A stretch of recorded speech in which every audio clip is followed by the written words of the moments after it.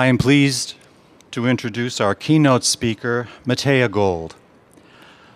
A third-generation Bruin, Matea Gold is the National Political Enterprise and Investigations Editor for The Washington Post.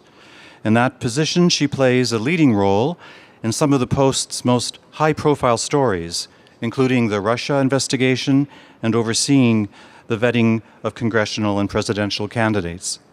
Before moving into an editing role in 2017, Matea spent 2 decades as a reporter. She started at the Los Angeles Times in the Metro section before moving to the New York and Washington bureaus.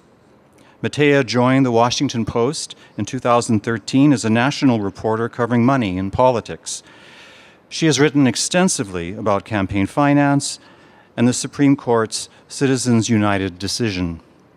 Over the years, her career has taken her from the dusty squatter settlements of Tijuana to the smoldering ruins of New York's World Trade Center. However, she has held UCLA and the Department of English close to her heart. In her own words, attending UCLA was a pivotal time in my life, one that gave me real-world experience that has been essential to my career as a journalist. I learned to write with precision and power. I was exposed to work that challenged me to think in new ways about our world and our history. I am honored and delighted that Matea has joined us today for this momentous occasion. Please join me in welcoming Matea Gold.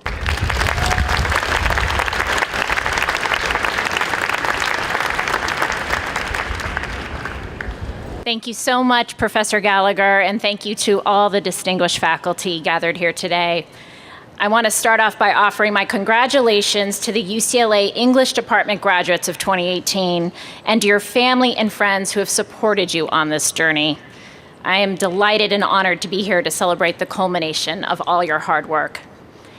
I'm especially thrilled on this Father's Day to get to share in this moment with my father, Norm, and my mother, Gina, UCLA alums who met at Hedrick Hall in the 1960s, as well as my wonderful husband, Jono, the father of our 2 beautiful girls, Sophia and Grace. They will love that, thank you. 22 years ago, when I was sitting where you are now, I remember feeling both jubilation and deep anxiety. I imagine you can relate to that.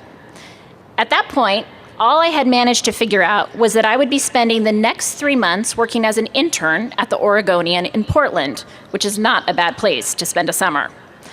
But I had no idea what was going to come next, or whether I was going to be able to make a career out of newspapers, which even then were rumored to be on their deathbed. All I knew was that I loved to write, and I loved to uncover a good story, something I had the opportunity to experience during my time at UCLA. When I wasn't in class on North Campus, I spent nearly every waking hour in what's now known as the Grand Salon of Kirchhoff Hall, but which at the time served as the newsroom of the Daily Bruin. As reporter and then editor-in-chief of the Bruin, I bore witness to a time of change and turmoil on campus. During my freshman year, a group of students led a 2-week hunger strike that ultimately resulted in the creation of a Chicano Studies Center.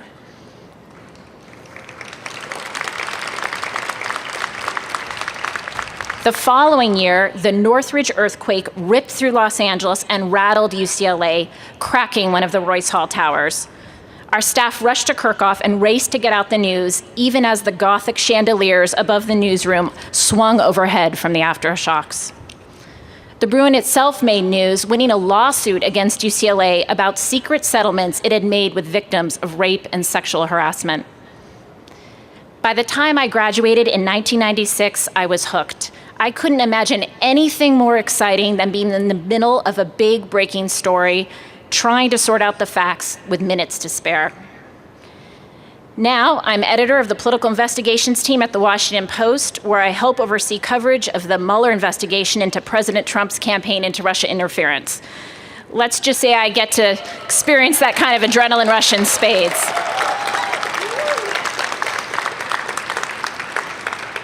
I didn't realize it when I graduated, but thanks to both the Bruin and my English major, I was wonderfully equipped to navigate both the field of journalism and a broader society being remade by technology. It was here at UCLA that I gained essential skills that are key to my central mission as a journalist: to seek out a truth.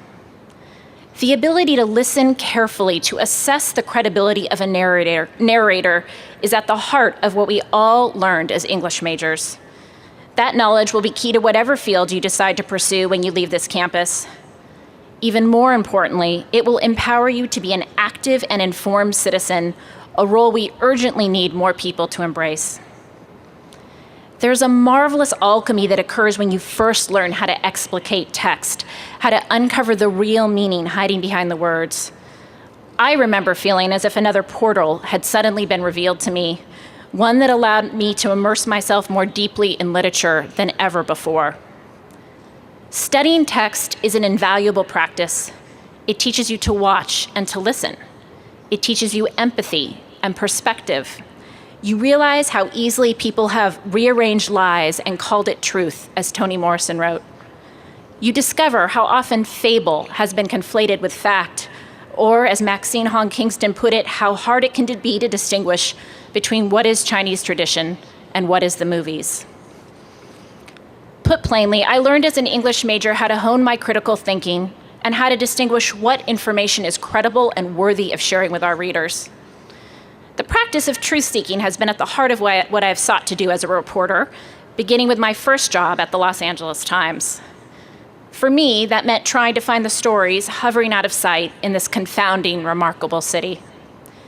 As one of my early beats at the LA Times, I was assigned to cover East LA and its predominantly Latino community, thanks in part to the fact that I was actually one of the few reporters in the newsroom at the time who spoke Spanish. I would spend hours walking the streets of Boyle Heights and City Terrace and El Sereno, seeking to immerse myself in the neighborhoods and their histories. I was well aware I was a stranger, and there had not been a Times reporter regularly on the beat for quite a while. So I spent a lot of time asking questions and listening and observing. One day at a local restaurant, I found a flyer on the ground. It was a notice of a memorial service for a young gang member named Nelson, who had been shot in his car on a nearby street. Someone mentioned Nelson had a girlfriend, Maricela. She was 17 and 6 months pregnant. Maricela agreed to let me spend several months with her as she tried to cope with this sudden, violent loss. But she was not interested in confiding her feelings. Most of my questions were met with one-word answers or shrugs. Instead of interviewing her, I decided to just go with her every day as she made a pilgrimage to the corner where Nelson was gunned down. She would bring flowers, light a row of candles, and cry. I would sit next to her on the curb. Her nearly paralyzing grief gave me a window into the larger cycle of despair that had trapped many young people in the neighborhood, particularly girls. As I worked on the story, I also met 24-year-old Lupe, a young mother whose boyfriend had been gunned down just a block away from Nelson 6 years earlier. She allowed me to accompany her family to the cemetery, where every year her 2 young children would celebrate their father's birthday by singing to a gravestone. Lupe was studying telephone repair. She dreamt of getting a job and moving her children outside of the city, but she had no idea how she could afford the tools she needed for her training. I have to stop the cycle, she told me. I have to get my kids out and show them there's a better world. I was so struck by her grace and determination. As I sat down to write the story, I tried to be guided by Lupe's voice. The publication of that piece drove home for me the power and privilege of helping someone tell their truth, particularly someone who has not been heard before. There were so many calls and letters from readers offering to help young women like Maricela and Lupe that the local hospital set up a fund to assist them. After reading the story, one man wrote a check on the spot for all of Lupe's tools. That story taught me a lot about being a good reporter and how careful listening must be at the heart of what we do. I went on to cover a wide variety of beats: Los Angeles City Hall, the US-Mexico border, presidential politics, television media. Along the way, I learned that good journalists, along with being careful listeners, share several other common traits: precision, an allegiance to their readers, not their sources or television bookers or Twitter, and a dedication to tell the truth as nearly as the truth may be ascertained. That was one of the 7 principles laid down by Eugene Meyer after he purchased the Washington Post in 1933. Meyer, a California-born financier, had no newspaper experience, but he had an innate understanding of the values that should undergird a journalistic enterprise, that it be fair and impartial, an ally of the public, and not of special interests. Today, his 7 principles are displayed on an entrance to the Washington Post newsroom, fashioned from brass pieces of a linotype machine once used to print newspapers. On a wall around the corner from Meyer's principles, emblazoned over the newsroom, is a quote from a letter the storied editor Ben Bradley wrote in May 1973. "The truth, no matter how bad, is never as dangerous as a lie in the long run." Days later, the Post would report that John Dean had told investigators President Nixon knew about the Watergate cover-up. It's heady stuff thinking about the role that the Post played in uncovering the truth in the 1970s. The newspaper is now once again at the forefront of documenting a remarkable period in our national politics. The story unfolding around us is unprecedented in so many ways, so much so that we often note in the newsroom that we have run out of ways to say unprecedented. It's a singular experience to cover this moment in American history. But these are also exhausting, trying times to be a journalist. Never before have my colleagues and I confronted such hostility to our work. The invective fake news is hurled at us on a daily basis. Meanwhile, getting at the truth feels more difficult than ever, and not just for reporters. We are surrounded by a din of tweets and takes and memes and rumors, much of it meaningless, or worse, just plain misleading. Sorting out what is accurate and precise and fair takes an enormous amount of work. I think about this a lot, mostly as it relates to your generation. I think about the challenge you face and how much bigger it is than the one I was up against. When I was a student at UCLA, the internet was in its infancy. During my junior year, when I was editor of the Bruin, the design director came to me and said, "I think we should put the paper online." I stared at him blankly. "On what?" As I recall, he bought me a book called Internet for Dummies. Now, news consumers are confronted with a seemingly endless menu of choices. As Alan Miller, a former LA Times colleague, puts it, by any measure, today's information landscape is by far the most challenging in human history. The amount of information on the planet doubles every 2 years. 500 hours of video are uploaded to YouTube alone every minute. And there's no barrier to entry to those who seek to mislead, deceive, or exploit. I fear we are not equipping the public with the skills to navigate this challenging landscape. There's a growing divide in our country, one beyond the fault lines of geography, demography, and race that too often split us apart. We are increasingly separated by our approach towards seeking news and information. Alan, who leads a marvelous organization called the News Literacy Project, points out that false rumors travel the internet much faster, farther, deeply, and widely than true stories.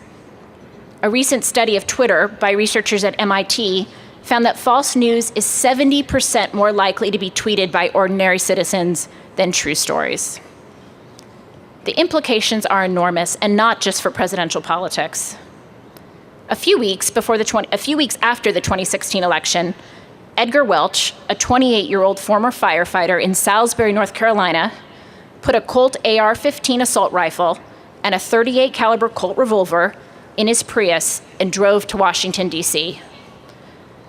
On a Sunday afternoon, he showed up at Comet Pizza, a neighborhood restaurant in Northwest Washington.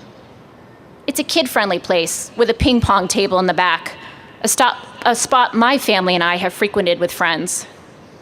Welch had read online that the restaurant was harboring child sex slaves in underground tunnels. He binge-watched YouTube videos about the alleged child trafficking ring before hatching a plan. He would rescue them. After entering Comet Pizza, he fired several shots at a locked closet door, sending terrified patrons scrambling for the exit. The shots damaged some computer equipment. He found no secret tunnels and eventually surrendered to police. Welch later apologized, saying he had not intended to harm or frighten innocent lives. I realize now just how foolish and reckless my decision was, he wrote to the court. His remorse has not extinguished the Pizzagate rumor, however. It continues to metastasize online, along with other false stories, putting more people in the sights of those bent on vigilante justice. Contemplating this misinformation landscape, especially as a journalist, can be extremely disheartening. But despite the growing gulf in our country between people who seek out credible news sources and those who embrace dark rumors that spread online, I remain optimistic. And that's largely because of people like you. As English majors, you are uniquely equipped to promote the values of news literacy. You know how to read voraciously and carefully, how to distill and communicate essential truths.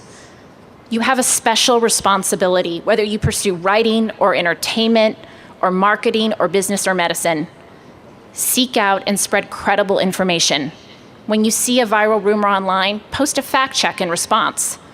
Tell each other stories and seek out the stories of those who are strangers to you.